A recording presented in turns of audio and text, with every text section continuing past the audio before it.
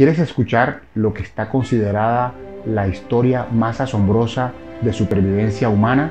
Acompáñame y lo veremos.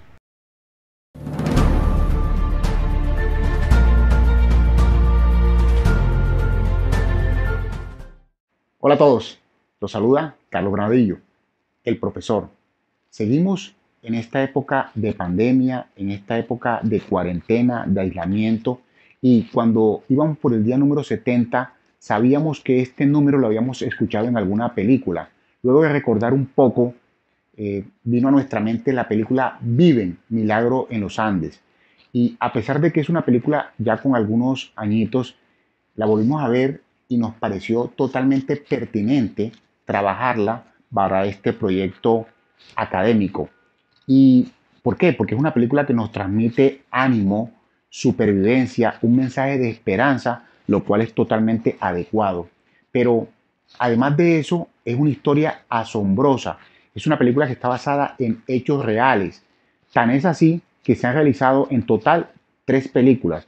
Se han escrito 26 libros y se han realizado 9 documentales.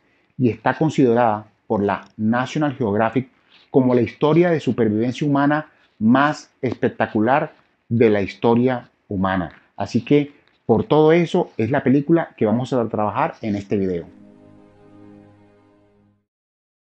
Advertencia de spoiler.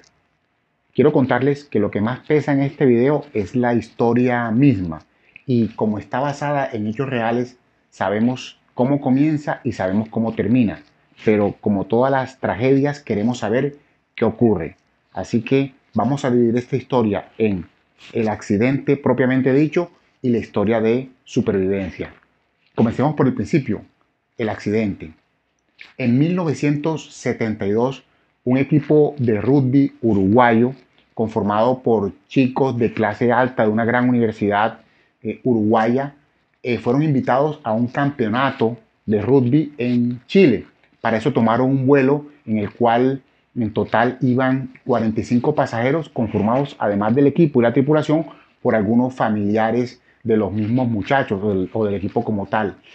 Cuando iban atravesando los Andes, cuando ya llevaban 3/4 del vuelo y algunos dormían y otros molestaban entre unos y otros, tirándose el balón, etcétera, etcétera, un tripulante advirtió que el avión iba a empezar a moverse, que por favor se sentaran y se abrocharan los cinturones.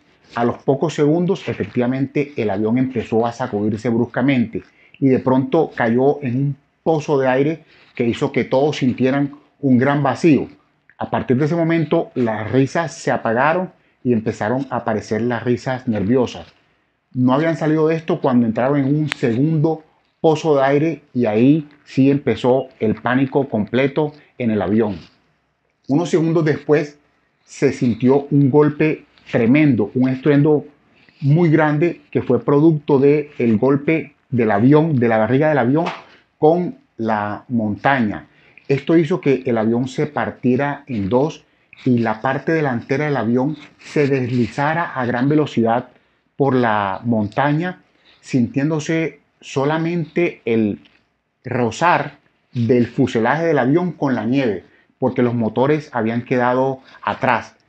El frío que empezó a entrar era brutal, los gritos por todos lados, y el fuselaje iba a gran velocidad producto de la inercia que traía el avión, y de repente golpeó contra una parte de la montaña y se detuvo abruptamente.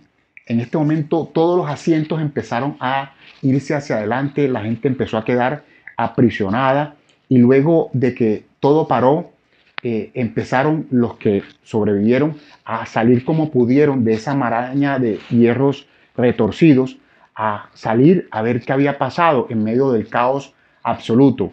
Cuando lograron ver en dónde estaban, qué había pasado bajo el frío más salvaje, se dieron cuenta de que 21 personas habían muerto y se encontraban a 4.200 metros de altura sobre el nivel del mar.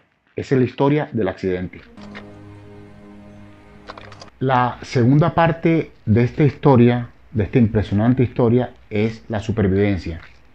Y empieza con el día 1 del accidente, en la primera noche, la noche más horrible, descrita por los sobrevivientes como lo más cercano al infierno.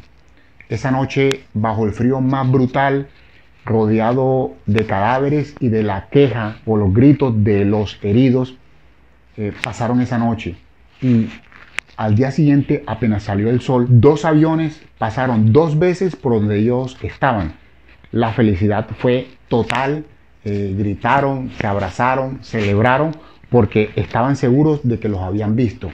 Sin embargo, pasaron los minutos, las horas, los días y no aparecía el rescate. Al llegar el día número 10, pasó un hecho que parte en dos esta historia. Y es que contaban con un radio de transistores, sin embargo tenían que colocarse en lo alto de la montaña para poder tener señal. Entonces se turnaban para escuchar los mensajes. La persona que estaba arriba, escuchando la radio, de pronto bajó corriendo a decirles: tengo una gran noticia, tengo una gran noticia. Y cuando llegó donde estaba el grupo sobreviviente, les dijo: acabo de escuchar en la radio que van a suspender la búsqueda hasta que pase el invierno y llegue la primavera, y van a venir a buscar los cadáveres. El grupo quería matarlo porque eso no tenía nada de buena noticia, era la peor noticia que habían escuchado en su vida. Sin embargo, esta persona que bajó corriendo les dijo: es una buena noticia porque a partir de este momento dejamos de sobrevivir para empezar a vivir, buscar por nuestros propios medios cómo salir de aquí. Obviamente en ese momento era una noticia totalmente devastadora, pero el tiempo les daría la razón. Y comenzaron a pensar cómo salir de ahí. Y el primer día un grupo pequeño salió y no caminaron más de 1 kilómetro porque estaban totalmente débiles. En 10 días solamente habían comido la 26ª parte de una lata de atún y 2 cuadritos de chocolate, por lo cual estaban totalmente débiles y no podían emprender esa aventura. En este momento, uno de ellos dijo en forma de broma que se alimentaría del piloto por haberlos estrellado, por haberlos llevado a esa situación. Esa broma se empezó a generalizar hasta que llegaron a un punto en que tomaron la primera decisión fuerte para poder salir de ahí, y era alimentarse del cuerpo de sus compañeros y familiares muertos. Este punto para nosotros es un poco incómodo e inclusive hasta cuestionable hacia esas personas, porque estamos totalmente descontextualizados. Lo hacemos o lo pensamos desde la comodidad de nuestros hogares, con comida en la nevera, con todo un tema de un ambiente favorable, lo cual no nos deja pensar en esa situación con tantos días de hambre y de frío. Así que continuando con la historia, se prepararon, escogieron a los que estaban en mejor condición física, escogieron los mejores abrigos, ropa, zapatos y alimentación para salir en esa aventura de salir de ese sitio. Pero un día antes de salir ocurrió lo impredecible. Pasó una avalancha que mató a 8 de los que quedaban sobrevivientes. Esto pudo haberlos golpeado de manera fuerte y radical. Sin embargo, entendieron que con más razón debían salir de ahí pronto, si no las montañas se los iba a tragar. Emprendieron el viaje, y lo más increíble es que lo emprendieron por el lado equivocado, por el lado más largo, y esto se suma a la cantidad de no que tuvieron que resolver. En resumen, fueron 70 días desde el momento del accidente hasta que ese pequeño grupo de 2 personas logró atravesar la cordillera de los Andes, lograr buscar ayuda, regresar con 2 helicópteros y salvar a todos los que quedaban sobrevivientes. Así que esta es la historia de los sobrevivientes de los Andes. Esta película, o más bien esta historia, tiene muchas enseñanzas, pero me voy a concentrar en tres de ellas que son las que veo más identificadas. La primera, el trabajo en equipo. Estos grupos de muchachos, al hacer parte de un equipo de rugby, tenían un capitán de equipo y fue el que inicialmente tomó el liderazgo bajo esta situación, dando las órdenes a cada uno de los integrantes. Sin embargo, esta persona, por todo este golpe, tanto físico como emocional, fue perdiendo las ganas de vivir y fue perdiendo ese liderazgo. Y ocurrió algo que lo hemos trabajado en otros videos, que es el liderazgo situacional. Y con una variable adicional, y fue que no solo se resaltó una persona, sino un grupo de personas. O sea, cada uno empezó a dar como miembro de ese equipo lo mejor que podía. Los estudiantes de medicina a hacer lo que ellos sabían, curando gente y encargándose de la alimentación. Los estudiantes de ingeniería ayudando a que ese pedazo de fuselaje del avión pudieran convertirse en un sitio de refugio. Inclusive hasta detalles pequeños como aquellos que tenían mejor contextura física eran los que fueron seleccionados para atravesar la cordillera de los Andes. Pero además de eso, aquellos que inclusive en esas circunstancias complicadas mantenían su buen humor, mantenían su espíritu competitivo, se encargaban de regar esa energía en todo el grupo. Así que todo el mundo en este equipo puso su grano de arena para poder convertir esto en una historia de supervivencia. Tan es así que en varias universidades de Estados Unidos y del mundo, este libro, este caso, es considerado objeto de estudio, considerándose el teamwork de trabajo o caso más espectacular para trabajar. El segundo aprendizaje que sacamos de esta película, de esta historia, es aprender de las pequeñas grandes cosas. Y para esto contextualicémonos. Estamos ante un grupo de muchachos de clase alta de una gran universidad que, digamos, lo tenían todo en la vida y de pronto se ven enfrentados a esta situación.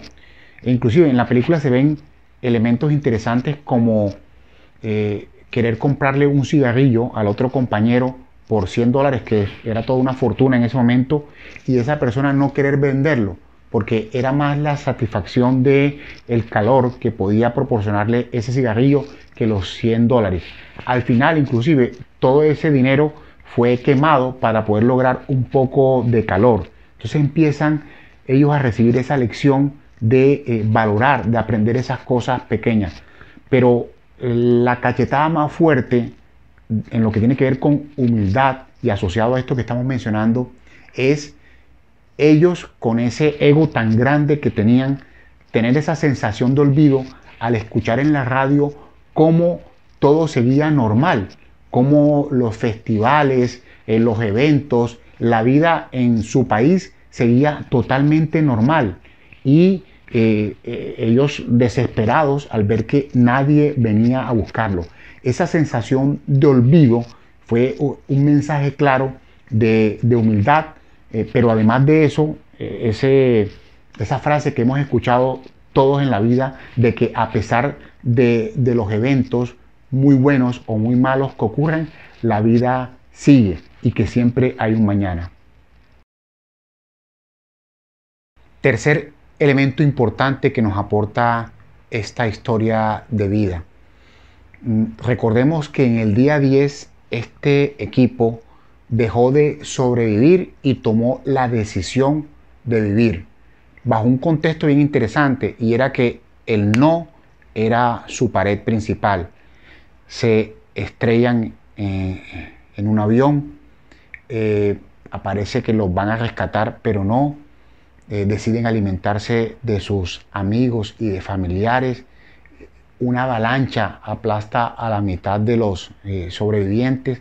Toman el camino más largo.